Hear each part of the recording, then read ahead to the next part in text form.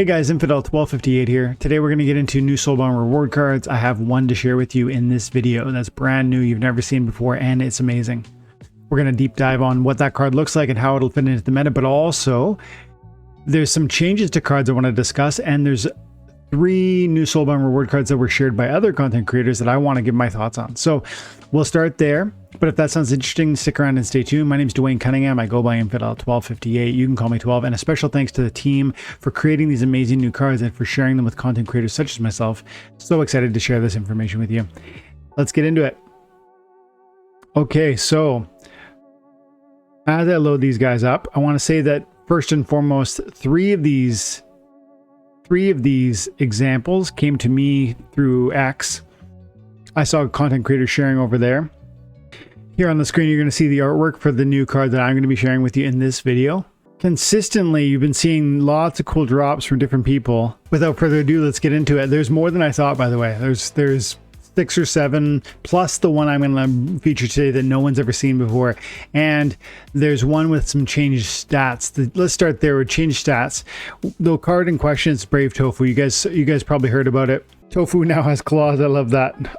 I love the thorns. It's thematically appropriate. Claws, like you say. But also, this card was awesome before this edition. So, I don't know. I mean, you know, they say that the playtesting merited, like it wasn't winning enough or it wasn't being played enough or whatever the case may be from the playtesting that they've done. But I just have to, looking at the data and the stats around what this card depicts before the thorns, I thought this was a strong card. I thought it was maybe number 2 out of the legendaries we've met so far. I don't know. Either way, this is the first card I want to talk about. Eternal Tofu adding the thorns. I think this card is awesome. Thorns with Scavenger to me seems really awesome.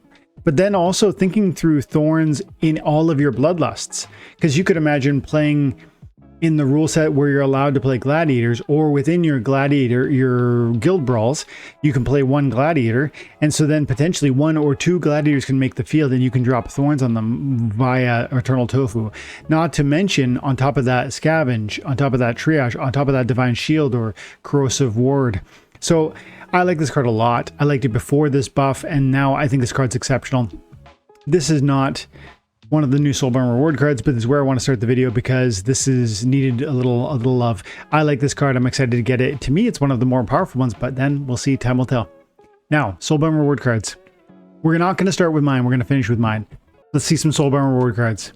I did my best to source the name of the individual who provided them, and most of these are coming from X, but not all of them. So I found this one, Mary put Slinger, and I'm setting it back to Rex. But check out this stats. I have not thought through these statistics yet. A lot of archers is what I'm noticing. This is the, what's the deal with that? Impede. So with Impede, each successful attack reduces the defender's speed by 1, probably to a floor of 1. I would imagine you can't go negative. Yeah. Cool. Let's go back to the stats here. Your death, redemption. Man, there's 2 or 3 or 4 redemptions cards now too. More reflection shield. That's great. Slow is always good.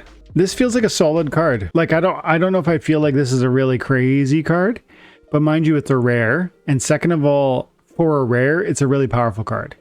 But when I say contextually, like versus epics or legendaries or maybe some of the best commons in the game, you know, this is clearly a strong card. This Soulbound series is going to be exceptional. You're going to want the set for sure.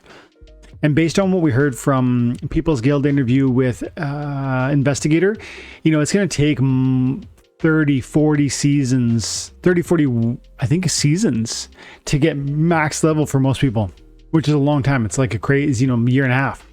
And so some of us will save our glint and go hard at the beginning. Like me, I got 3 million glint. But cards like this is like a mediocre Soulbound reward card thus far, but it's exceptional, generally speaking. 7 mana, you know, 4 damage, 3 speed, 7 hearts. You're not small. You're know, like quite strong actually. And then the slow is going to be absolutely always so crucial. And this is, it's one of those, Impede is one of those abilities where it's like, it's not by itself this immediate win condition, because who knows if you strike, if you're going to land your shots, but it's definitely going to snowball. I feel like this could get out of control Particularly, maybe this could be interesting.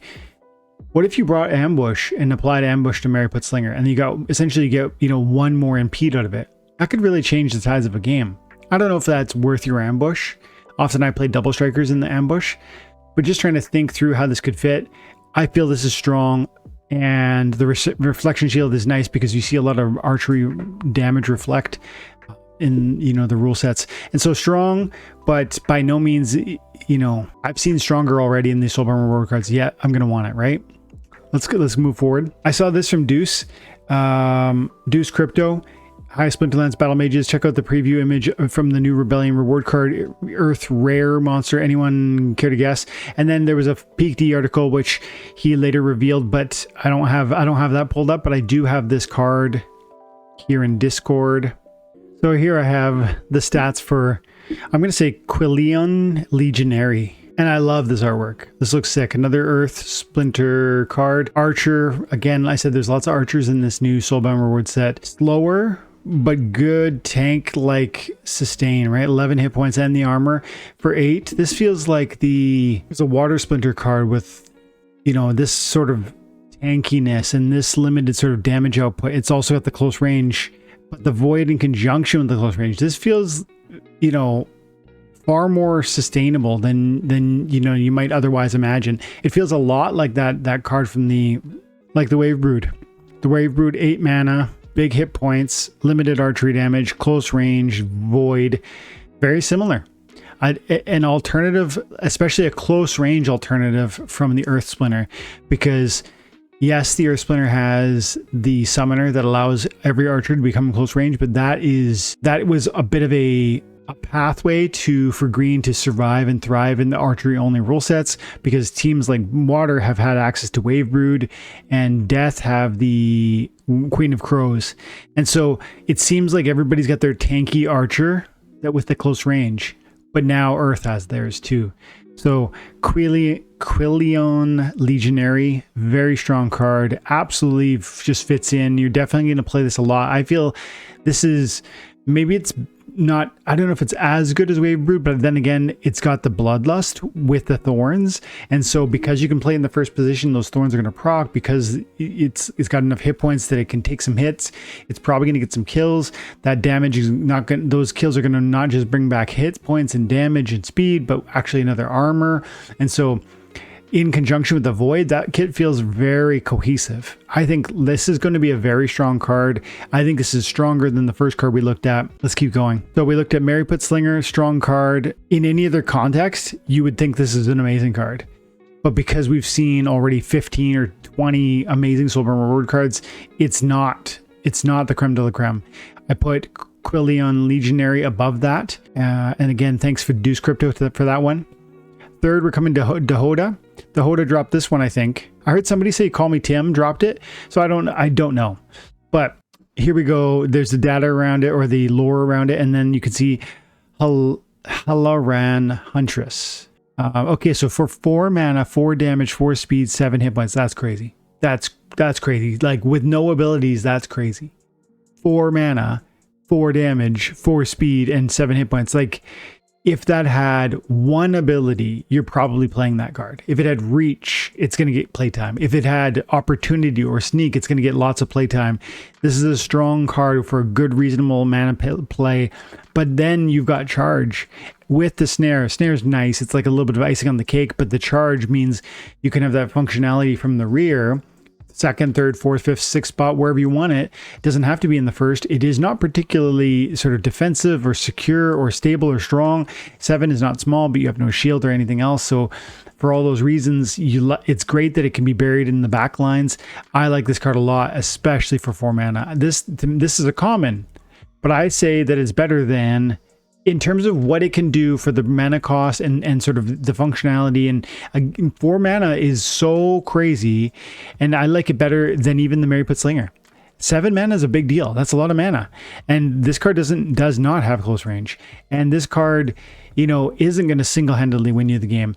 Going to the Quillion Legionary, I could see myself playing this if I had 1 card, if I had 8 mana to play.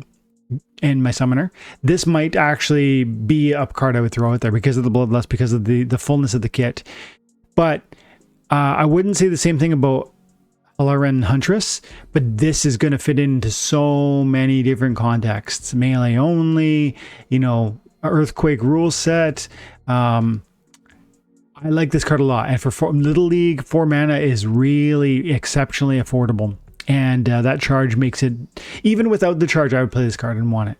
But the charge makes it awesome. So this is probably number 2. I would say so far to the 3 I've looked at, I'm saying Quillian is number 1. And Huntress is number 3, or number 2. And Mariput is number 3. But let's keep going. Here we have a couple. We have the Night Reaper. Who are we giving credit to here? This time this one came in through Dahota, but I don't believe it was Dahota's. He put it together. I don't know where it came from. And so I can't give proper context for this one, but he did give credit to Call Me Tim on that Huntress one right over here. And we'll look at the next one next. But yeah, Night Reaper. Look at this card. 11 mana, 4 damage output, 4 speed, huge tank sort of hit points. It's Dragon, Splinter. You've got Flight. You've got the anti-flight attack, so it's going to focus on our flyers first. The Reflection Shield again, and the Last Stand. If this thing goes Last Stand, you've got, I think it's 6, 6, 3, and 15. That's crazy. And so, yes, it's got a high amount of mana. It's susceptible to Giant Kill. It doesn't have Void. You know, there's a lot of things that would counter this. Giant Killer, Stun, Magic. There's a lot of things that it's not invulnerable. It's not, but it's so powerful. It makes me think of Phantom of the Abyss, that old alpha or beta. It might have been a promo card. Such a good card, and used to drop crate. Like, it was the fast magic flyer from the blue team. Yeah, there it is. Phantom of the Abyss. The highest levels this guy goes 4 damage, 6 speed, 7 with the flight and the dodge and the demoralize and the headwinds. So, and it's 10 mana. It feels a lot like that card, doesn't it? And that card was exceptional at its time, during its time.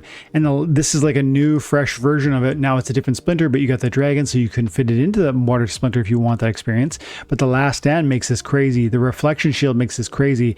A lot of times nowadays, Magic Reflect will kill you, especially with Amplify, but to have that Magic Reflect just shuts that down. And this is a decent sneak attack defense because it's got big hit points, it's got the armor, it's got the flight, it's got the decent speed. And so for all those reasons, it's likely to be a decent defender in the 6th spot. And if you go to the 6th spot, like if you lose your first 5 monsters, or your let's say your lead monsters, it's got the Last Stand option. So this feels like, again, there's a lot of cohesion with how it's designed. It seems, being a flyer like the Earthquake, having the anti-flight is great in Earthquake rule sets. Reflection Shield leans into the magic damage. The fullness of the kit makes it a nice rear tank sneak defense, and the Last Stand works well with that. So this card feels really strong. It's vulnerable in many, many ways. And I probably, because of the mana cost, wouldn't play it as much as I might play Huntress. And probably I don't play the Reaper, as much as I even play Quillian.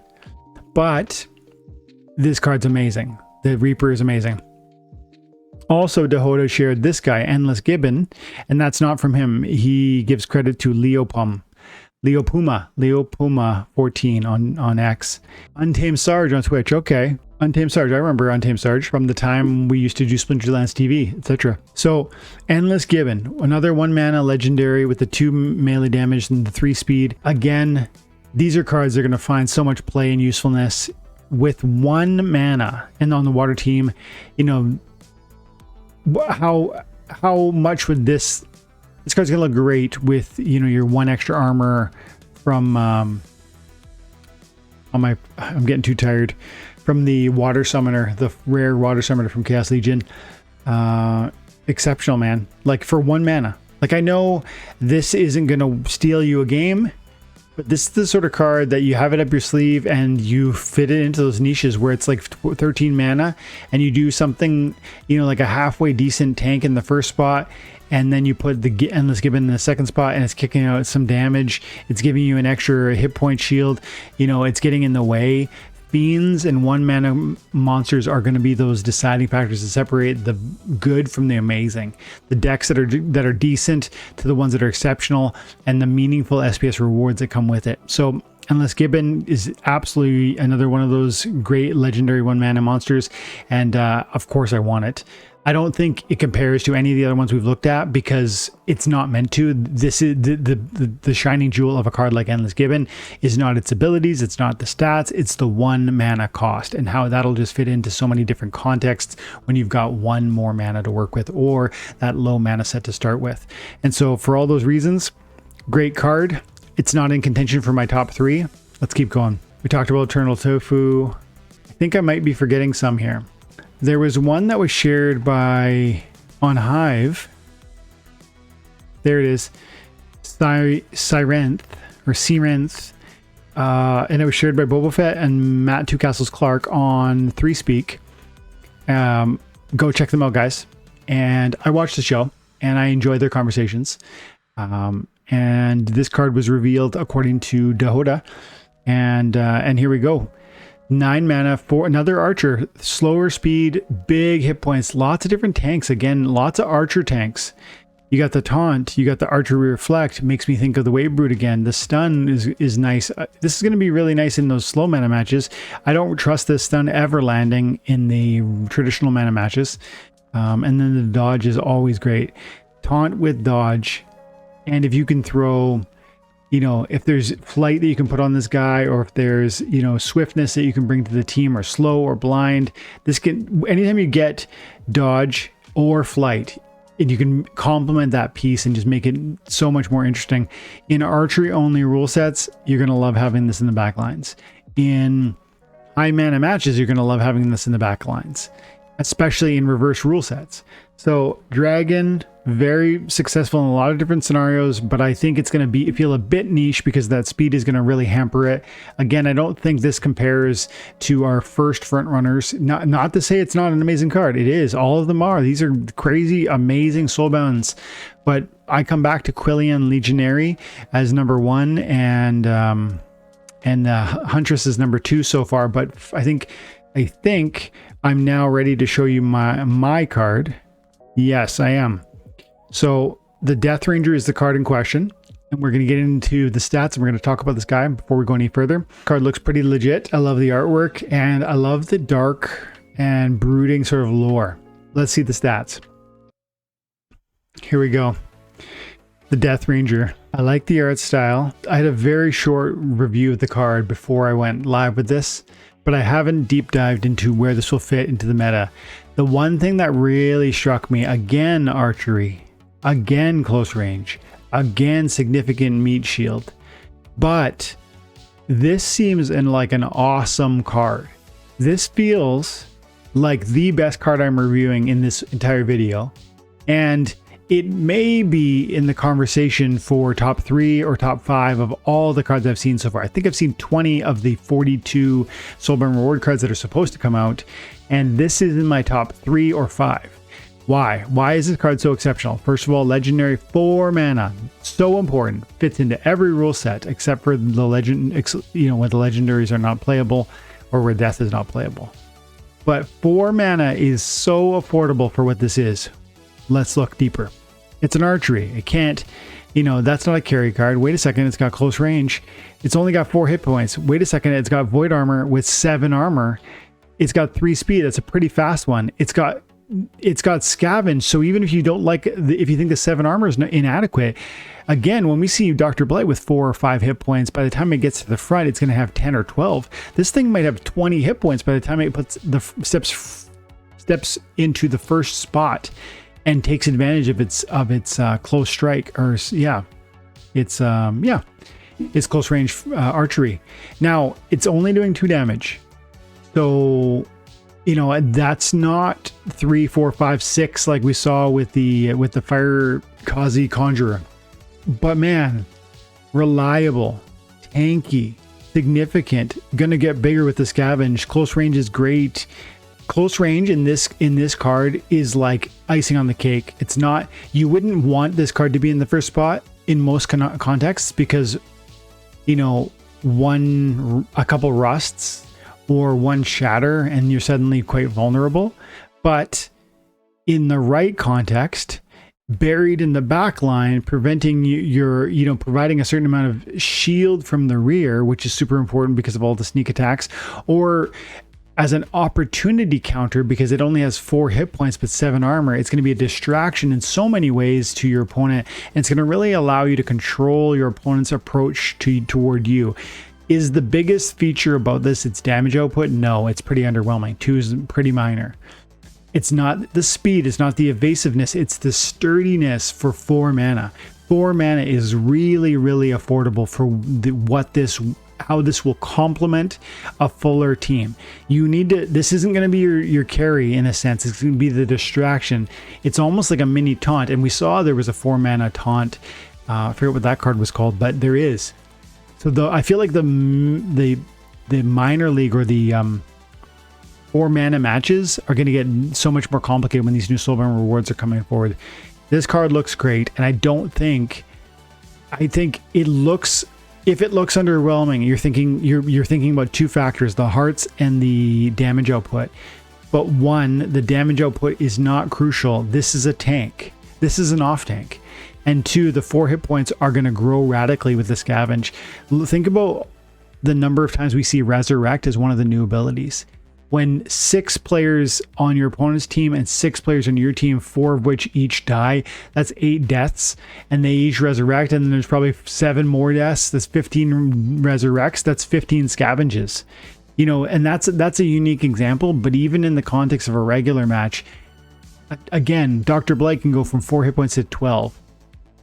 It's so plausible that this thing, especially because of the durability that comes from that void armor, it's going to see that opportunity to get into that at least 15 hit points, maybe 20. That would be 13 hearts and 7 armor. And then maybe you bring some protect too. So, this is huge. This card is gigantic. It's not an offensive masterpiece. It's a defensive distraction. Sneak attack.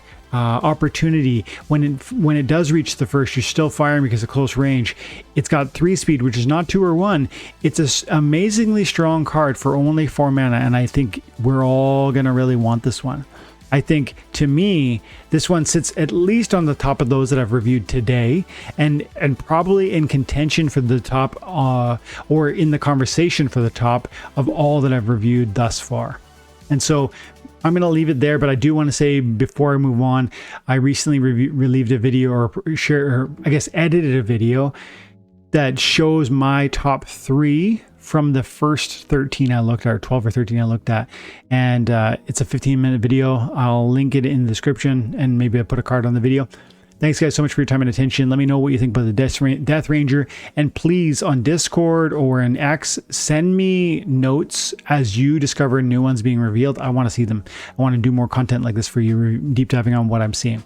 So thank you so much. I hope you have an amazing day. And again, thank you to all the content creators who shared their leaks, and thank you to Splinterlands for doing this really fun approach to mass marketing and community-led marketing. Great stuff. Love it. Have an amazing day. God bless.